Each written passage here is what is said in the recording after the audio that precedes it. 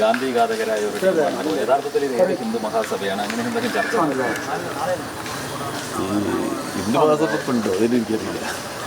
ഹിന്ദു മഹാസഭ തന്നെ സാധനം പണ്ട് സ്വാതന്ത്ര്യ സമരകാലത്ത് നമ്മുടെ നാട്ടിൽ ലയിച്ച് RSS ലയിച്ചല്ലേ ജനസംഘം, BJP അങ്ങനെയുള്ള പുതിയ പാർട്ടികളുണ്ടായിരുന്നു.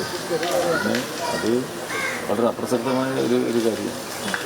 തെരഞ്ഞെടുപ്പാലത്ത് ആഫീസിൽ പലരും വരും, പിന്നെ കാവി എടുത്തവർ വരും, പിന്നെ കൊടികച്ചവർ വരും, മൗലവി വന്നിരുന്നവർ, പിന്നെ സാധാരണ തിരുവനന്തപുരം ഓഫീസിൽ ആൾക്കാർ വരില്ല.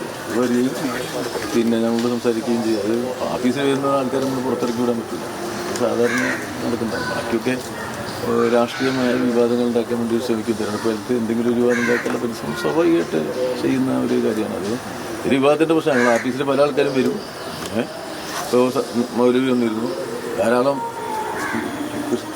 ക്രിസ്തീയ വിരോധം വരും, മതവിഭാഗങ്ങൾ. ഞങ്ങൾ മതവിരുദ്ധരല്ലേ, എല്ലാത്തിനും ഉള്ള എൻ്റെ കാര്യം.